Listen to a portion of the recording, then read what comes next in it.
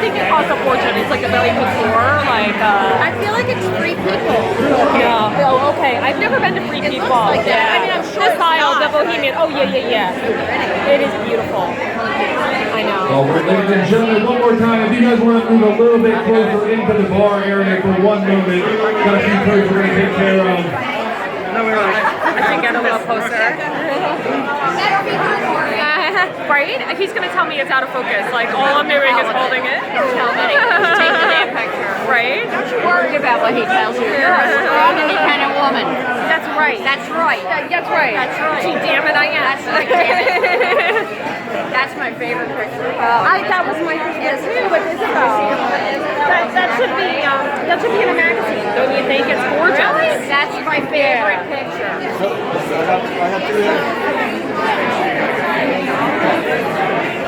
Wow, it's like.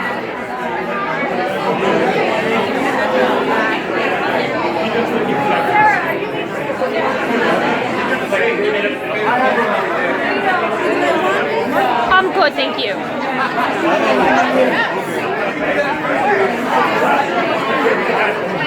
Where's Matthew?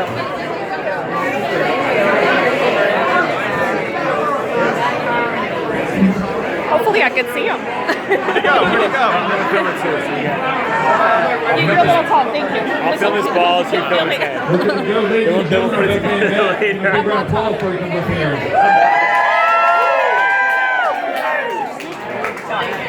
Thank you, everyone. For those of you who don't know me, my name is Matt Ferrie. If you'll bear with me, there's some things I'd like to say tonight. I met Joe Friend a long time ago, about 17 years. Really? Where at? I met him when he lived on Dexter Street. Yeah! In Manioc with his brother Mike Friend, may he rest in peace, and Dave Goodwin. I moved in 3 doors down from Joe with my cousin Ryan Payne in that horrible pink sweater in front of me. It's a great suit, Rudy. Today's man. And our friend That was in Corey. the men's section? Is that polyester? Feel free to shout whatever comes to your mind. Poor Matt. I met Joe about a week after we moved in. I was wandering home from the bars one night about 2:30, 3 a.m. And I walked by his porch. And Joe was sitting out there with Mike and Dave. Said hi, they said hi back, and they offered me a beer. I was not turning down too many beers at 3 a.m. in those days. So I went up on the porch and I joined them for a bit. Now, one of the first things you notice about Joe Friend back in that time, he looked exactly like Kiefer Sutherland. Now he looks like Kiefer Sutherland and Paul Giamatti had a kid. That's good. I don't know what happened there. Yours are cruel. Sorry, man. It is what it is. But I'll tell you what you really notice when you first started hanging out with Joe Friend. He is funny as hell. Yeah. That's right. Funny in a way that most people are not. Right off the top of his head, stream of consciousness. You could be sitting down with Joe Friend, watching whatever you're watching, experiencing whatever you're experiencing, and he will make 5 jokes about it in a minute that are funnier than anything you could come up with if you thought about it for days. I remember thinking when I first started hanging out with Joe, you know, I can be kind of quick on my feet. This guy is lightning. And if you are ever unlucky enough to get into an insult contest with Joe Friend, save yourself some time, go home, cry yourself to sleep. Because you're going to lose and you're going to win the game. But honestly, it's not just what he would say. In those days, Joe was actually writing a lot. He had a blog. And it was really amazing stuff. Like just commentary on pop culture, politics, social commentary. Very funny, it made you think. Honestly, I think if Joe had focused on writing, he could actually be a voice of this generation. Yeah! Good Joe! Instead, he became a vice president of ad operations technology. No one knows what the hell that is. Josh does. I'm I'm convinced that he has lied about both his job and his title for at least 5 years. I haven't been able to prove it yet. So, going back to those days, the six of us used to hang out all the time. And you realize right away when someone you meet them and they're just your kind of guys. We used to hit the bars a lot in Manioc, and depending on the night, we would either mildly or severely annoy the women of Manioc.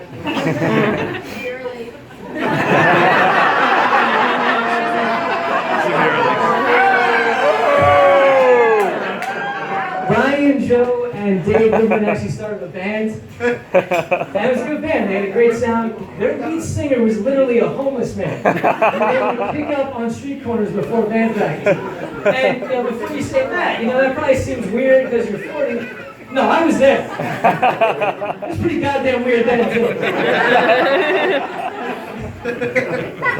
Scott DeAngelis. We used to throw combined house parties. It started with a Halloween party, which was fun, but wasn't nearly as well attended as we liked because there were 20 Halloween parties in Manioc that night. So we started thinking, for our next party, we need to pick a holiday that no one is celebrating. And after giving Arbor Day some serious thought, we settled on Groundhog Day. Woo! And we were right, there was absolutely no competition. And for the next 3 years, we threw what I'm confident were the biggest Groundhog Day parties Manioc has ever seen. Another thing that Joe Friend and I did when we were living in Manioc is we started an intramural co-ed flag football team called Ridiculously Good Looking, also known as RGL. Is anyone from Ridiculously Good Looking here tonight? How many people got married here out of RGL? Not out of RGL. So Joe and I had a healthy disagreement over who came up with the team name Ridiculously Good Looking. He thinks it was him. I know it was me. We disagree on that, but we agree that it happened in a bar. And you're probably seeing a theme to some of these stories. So we were throwing out possible team names. We both love the movie Zoolander. One of us mentioned the name Ridiculously Good Looking. We realized that was the best name for the team. And lest you think that this is one of those he said controversies destined to never be resolved, you should know there was a witness there that night, and he's here now. Jason Plaza, please raise your hand. Jason, if anyone asks you tonight between me and Joe who came up with the team name Ridiculously Good Looking, you gotta tell them what really happened, and your story will finally be at peace. Wait, can I cross-examine for 1 second? No. You guys work together at the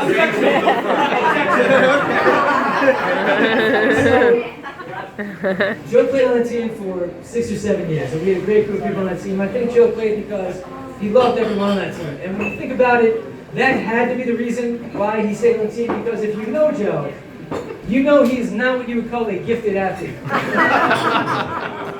Joe plays sports the way I've heard that Joe makes love.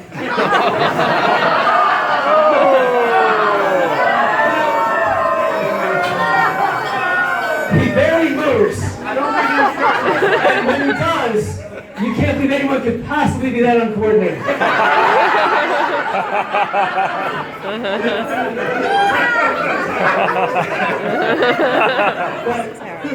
That was great. When I think about some of the best and most important moments of my life, Joe Friend was there. Whether it's because he was a great guy who I loved hanging out with, or whether it's because he was a great friend who was always there when you need him, no questions asked. When I met the love of my life, Maureen, it's because I was at a happy hour with Joe. When I passed the bar exam, Joe was out there celebrating with me. When Maureen threw me a surprise 30th birthday party, Joe was there. When I proposed to Maureen by sending her on an elaborate scavenger hunt, it was Joe and Ryan who were waiting in the freezing cold outside Franklin Square with the second to last single rose. I'm still bitter about that, Joe.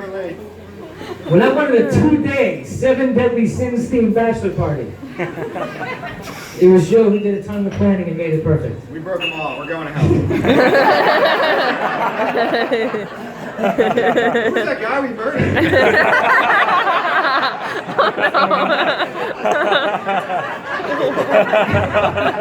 And when my first child was born, Joe was at the hospital within hours.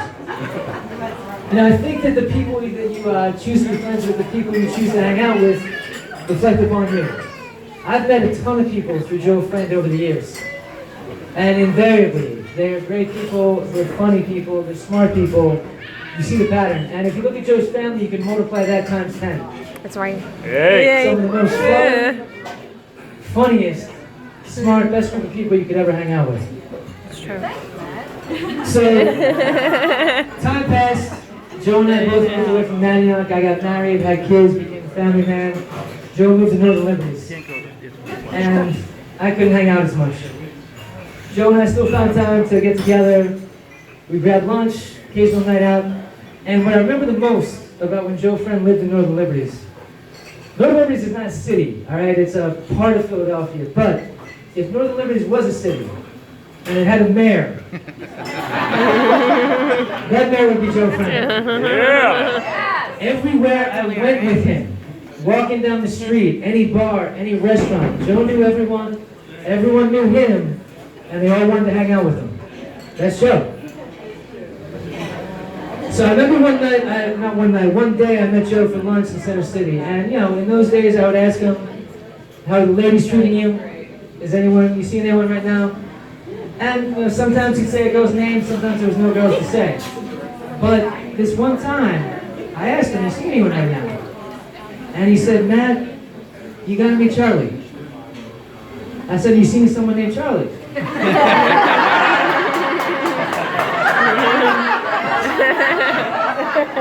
And he goes, it's a girl. But she has a boyfriend. And she's had a boyfriend since the day I met her. Hopefully someday she won't. Now, if you know Joe Friend, you know that he does not get starry-eyed when he talks about girls. It doesn't happen. That day he was starry-eyed.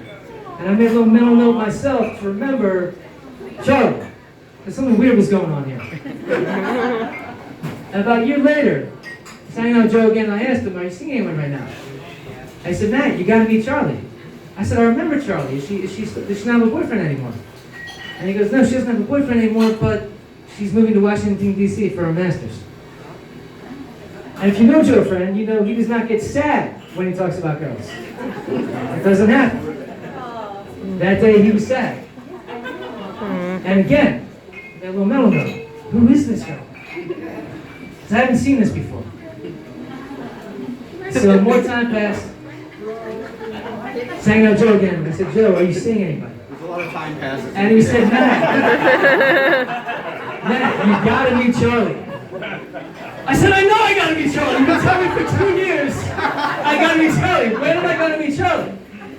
And he said, well, I started seeing her since she moved to D.C. and she's gonna move in with me in Northern Liberties. And then, after she moved in, me and Maureen went out for dinner with Charlie and Joe, and we finally got to meet Charlie. Charlie, smart, funny, beautiful, just the right amount of I don't give a damn attitude.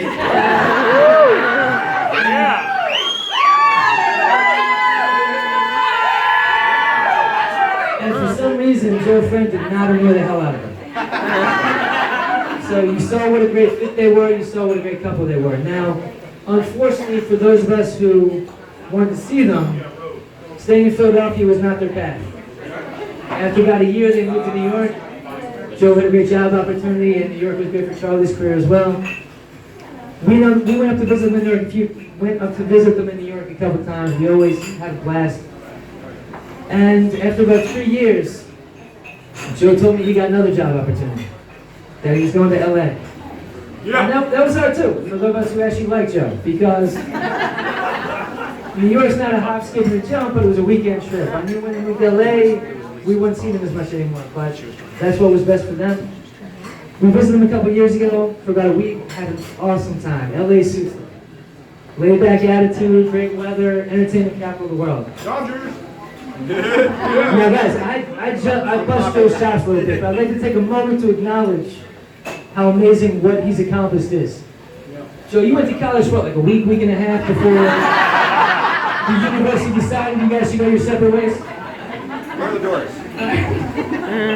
So like a semester in college, dropped out, self-taught himself computers, got started in IT, kept teaching himself, kept seeking out new opportunities, went from city to city to get new opportunities, and now he is a vice president of one of the biggest movie studios in the world. And in his spare time, he writes award-winning screenplays. He recently wrote a graphic novel, and last week he told me he's doing a musical score for a movie. Who does that?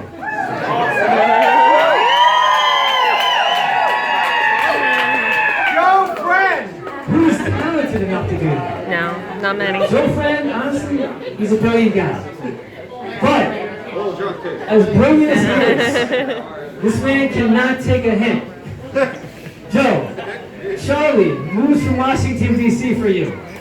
Moved from Philadelphia for you. Moved from New York for you. Joe, I think you got that song lyric wrong. It goes, if you like it, put a ring on it. Not if you like it, make her your roommate for a decade.